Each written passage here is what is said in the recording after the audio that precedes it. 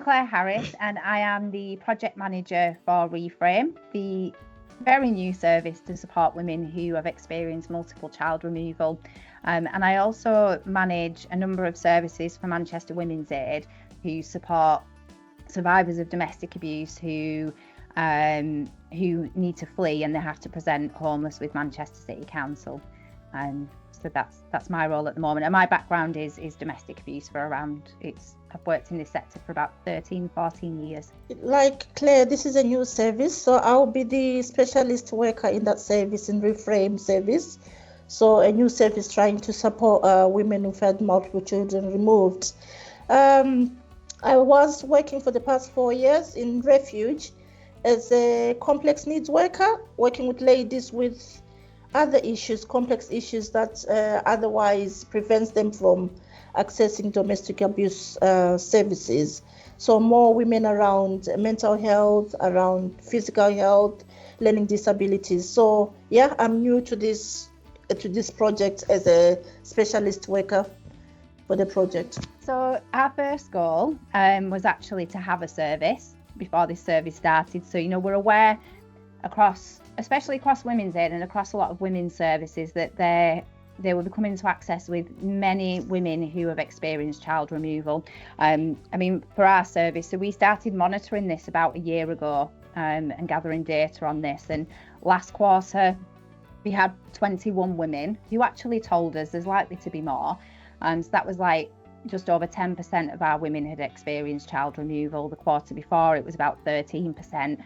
And most of these women are being supported by like our homelessness or services for women with experiencing multiple disadvantage. So we were very aware that this was a crucial support need that we wanted to support with. So we were able to acquire this funding for a year to run the Reframe service, which was fantastic. So that was like first goal ticked off and achieved. We were aware, that there's not a specific dedicated service for this in Manchester. There's little pockets of things, but not like that long-term support that the women really need. So I think our goal now is to offer that tailored support holistically, to support the women to meet their practical and therapeutic support needs. This role is, the support's going to be a mix of both, because the women will have very tailored specific support plans, and to offer that longer term than a lot of services do. So it could be up to the full year if that's what's needed. And so, yeah, we're aiming to support a good number of women with the service, specifically around that child removal and tailor sessions around that, but also to inform in this area, to help other women's services who will be coming across women who've experienced child removal, to help inform their practice. We really want the women to be at the forefront of this service, and for it to be based around the support what they need. There's some information out there, but it's kind of not in comparison to other areas. So we really want to give the women who experience child removal a voice around that and what they need. Yeah, so I think a lot of it, I think the main one around grief and loss. I think the pain of losing children is quite big, especially when it happens multiple times. That grief, without support and no safe space to process it, can be really challenging for the ladies. And also there's things around the shame, the stigma, the isolation. They often do feel isolated, and that change of maybe identity from being a mother and all of a sudden you don't have the child. So that can be really confusing for the women. And there is a lot of mental health associated with that, for women who have experienced multiple children removed, and some will also turn to substance misuse to kind of heal with that pain, to try and make that pain a little bit less. And ultimately just mistrusting professionals, isn't it? When you lose your child once, twice, they kind of just have that thing that they don't trust professionals anymore. So these are the challenges, I think, even when dealing with these women that we're going to face, because they've already put that in their mind that maybe professionals are not there for them, they're just for the children, and they sort of that mistrust working with professionals. Naome will have a small caseload and will work with the women for a long time, because it may take, like she mentioned, around their trust. It might take a good bit of time before they really can connect and trust Naome as well. So that's when we put in the tender for this service, we were quite clear, about it needs to be small case numbers and long-term support. Plus, if there is going to be a lot of challenges, a lot of multiple disadvantage, then we need the time to be able to unpick all that, whether it's a practical support needs alongside the therapeutic support needs. So we need to really be able to build this trust and then work through all those different areas. Maybe before the end of the project, we'll try to do some peer support groups just to help the women when they are more comfortable when we form the relationship. I think that kind of works in terms of meeting other women and just knowing that, they're not alone. There's other people as well going through the same thing. Yeah, absolutely. Because we alongside this, we actually set up the group a little bit before we got the funding for this project, but we do have still a mum group. And like with Naome only being able to manage a small caseload, but that group is open to any woman who's experienced child removal, whether it's once or multiple times. So that starts again next month. We had to have a little break due to some changes, but we also have that group running alongside it. And like Naome said, when she's built the relationship with the women, hopefully we can get those women in that group or in a group together for that peer support. I think a big part of Naome's role as well will be that kind of engaging with other services around different specialisms. But, as we've mentioned a few times, that there's that lack of trust. So hopefully Naome can be the bridge there to help build that trust with those other services. Because of both of our backgrounds, we do have good connections with substance misuse services, mental health services. We run some homelessness services, so we definitely have the good links. What we will really need to work on is encouraging and empowering the women to connect with those links as well. Before you can even do any sort of one-to-one therapeutic work, you need to be able to deal with the practical things, isn't it? So referring them, if it's homelessness, making sure they have that support in place before we can even talk about child removal. I think that's really important, because there's no way you're going to talk about children that are not there when the person is homeless. So I think maybe addressing those practical things will be the first priority before we can even think about talking about grief, about loss and identity and things like that. And one of the benefits of us being able to have Reframe within the umbrella of Manchester Women's Aid is, a very quick referral pathway into other services. So we have a counselling service. We have our REACH service, which is domestic abuse and homelessness. We have kind of volunteer support. So there's a lot of things that we can connect with internally. And then Naome will also collaborate with external agencies as well. Is within the funding that we've got, there is a budget, for activities, which I know we're going to move on to. So I'll let Naome talk a bit about that as well, but also for travel to make sure the women can get to us for that. Naome can go out to them for the one-to-one support, but we need to bring the women together for the peer support. So we do have that budget to cover those travel expenses to make sure that everyone has that opportunity as well. Yeah, I think because we're in early stages, we're trying to get ideas from the women themselves. I think it works better if we compile the ideas of what things they would like to do. I think beginning we need to do some kind of fun things that they do enjoy. We're talking about maybe self-care, because some of these women, they don't have addresses. They're homeless. They are in the streets. They can even rarely wash their hair. I think it's really important to do the little things that can then feel them, kind of boost their confidence before even thinking about other things. So I have been meeting with women and trying to get a rough idea of what they want to do, because I think it's going to be led by them. We don't want to impose things that they don't want to do. We definitely going to have, like Claire said, the peer support groups or any other groups with different activities once the service up and running properly, when we've had enough women. But we are kind of thinking maybe things like day trips, self-care, and any other things that the women can come up with. Absolutely. I think quite often we work with women who just have no awareness of what services are out there, what help is available.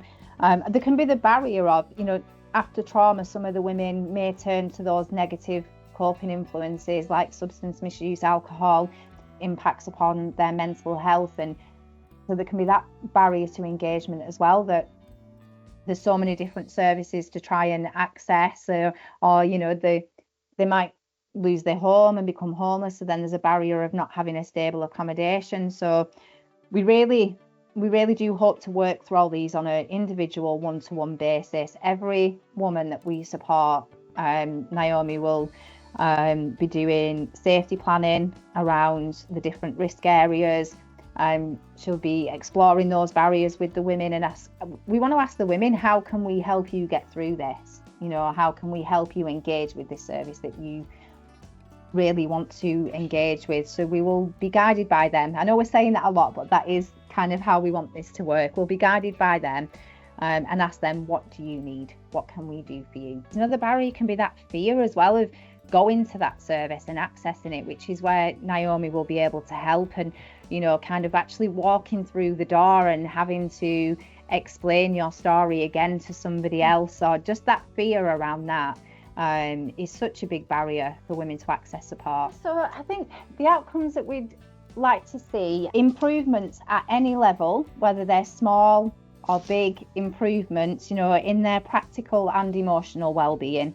You know, we're aware that for many of the women we support, they're going to have a long journey, you know, because it's tackling those really difficult emotions, and even getting to the point where you can do that. You know, quite often the women are going to feel unworthy. They're going to feel embarrassed. Like Naome mentioned, there's a lot of guilt and shame. There's a real stigma around this. So we really want to have some improvements in things like their self-confidence, their self-esteem, reduce feelings of guilt and shame, hopefully. Help them understand the barriers that they face themselves in being able to keep the child with them. You know, over the years I've heard from a lot of women how they still don't quite understand what happened, and they're left with this confusion because it's such a traumatic event that they haven't taken in exactly what went on. You know, and quite often there is domestic abuse prior to the child removal, which has a deep psychological impact as well. And I think especially around coercive control, and luckily with us being a domestic abuse specialist service, we can hopefully help the women to understand how that impacted on them, how that contributed to the child removal, and hopefully ease some of that self-blame. And for them to, we really want the women to feel more self-compassion and to understand themselves a bit more, and to be able to explore their identity around that, and to think about, you know, the things that happen to them and not just the things that they think they did. So yeah, I think, and to increase their trust in other professionals, to improve engagement with services, and for our outcome monitoring on this, where, you know, we're trying to develop that with the women. Where are the things that they want to work on? So, you know, we've got some ideas and we've got some brief outcomes, but we'd really like to hear from the women what they want to improve on, and then we can tailor the support around that. And we will, you know, we don't just want kind of tick box scaled outcomes. We want to hear the women's stories, and hopefully we'll be able to offer the opportunity for, towards the end of the project, for the women to be able to develop those stories themselves, hopefully in whatever way that they feel able to. So whether that's through, you know, kind of pictures and art, or whether we can sit with the women and support them to write and construct their own stories and their own case studies. I think one of the other things that we'd like to learn from this project is what the other gaps are. You know, like Naome mentioned, we're only able to cover a small area. Some of the referrals are coming from further away, and because Naome's got a small caseload, and you know, we need to be able to give a lot of time to those women. So I think looking at the gaps in areas, the gaps, you know, there's a gap that this service is for multiple child removal. So we need to think about women who've only experienced that once, and support for them, or women who have experienced it but now have a child in the care. There's lots of different dynamics. We are just kind of, it is great that we're here and we're starting this process, but I think it's going to open a lot of other doors of where there are gaps as well, and we want to be able to identify them. And I think the other thing was around some of the work that Naome will do, and we'll do in the peer support group, is actually looking at how mums are viewed in society, you know, and that kind of disparity between a good enough mum and a good enough dad. And so we want to look at that societal impact and the pressure on mums to kind of parent at a much higher standard, in the view of services. So we definitely want to explore some of that in this project as well. And I think also there's something around connection, isn't it? And a sense of belonging. I think through the peer support where they can attend and they feel understood, it's going to help them to kind of feel less isolated and more connected with others, and just be more in control of their life.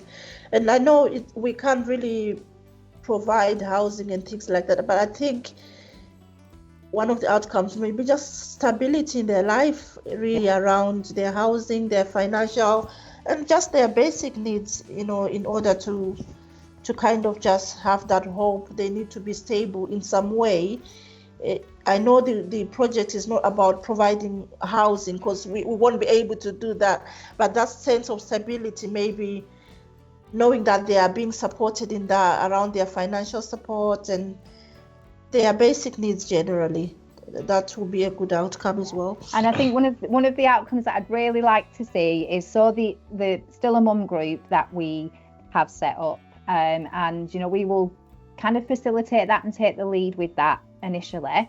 I would love to see that being run by the women in the end, where we can really take a step back and it becomes their group, that maybe there's some women in the group who want to take the lead in that, and it becomes more of their thing, and we can step back a little bit and just be like, this is your space now.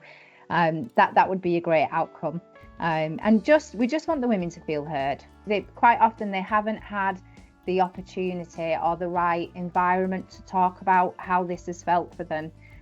So we just, hopefully there will be a positive outcome from being able to do that, but we just ultimately want to offer them that space and time to feel heard around that.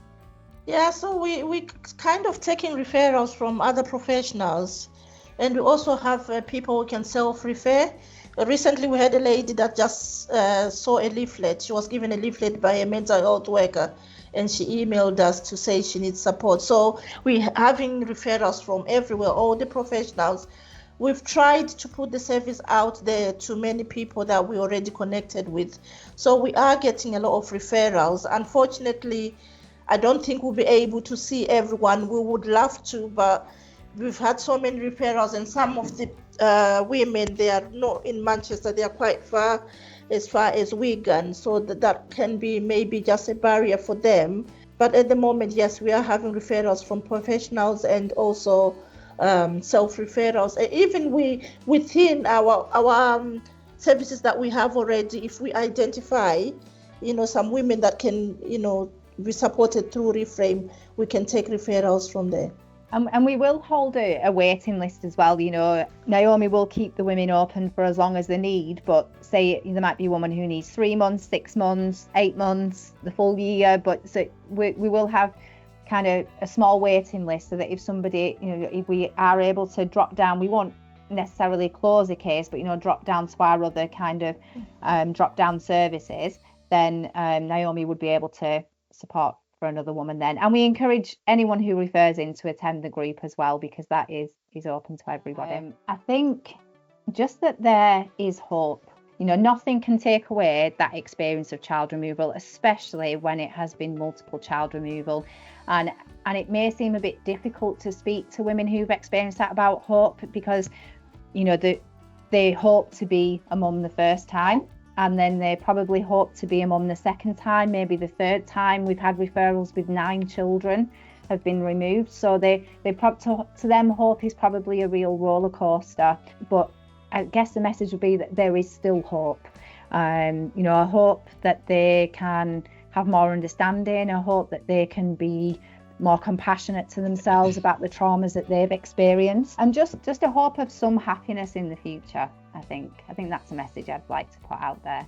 Yeah, and also I also think it's really important to validate how they are feeling, to tell them that you can see their pain, you can see their heartbreak, you can see the shame that the society is trying to put on them, and also to just highlight that you see the pain, but you also see their strengths, because it takes a lot of strength for even the woman to come to you. So I think that would be nice to say that you see how they are feeling, but at the same time, you can see that they have strength in there, and that even to just wake up in the morning, it takes a strength, because I can imagine having children removed. Just to wake up in the morning, it's a strength. So reminding those little things, I think it's really important. And also, like I said, you are not alone. I think that's really important for women to feel that, so that they don't blame themselves so much, thinking that it's only my problem. Just assuring them that they are not alone. And I think with this project, like Claire said, because we can open longer term, like 12 up to 12 months, it's just to assure the women that I'm going to work with you through this process, because a lot of services, they're quite short, isn't it? Short interventions. I think what I like about this is just reassuring women that I'm not just going to work with you 2 times, 3 times, then leave you up to it. Just I'm working with you, as long as you want. And hopefully, if we get more funding next year, we can have women who can be in the project, as long as, because we don't expect women to feel okay in 12 months.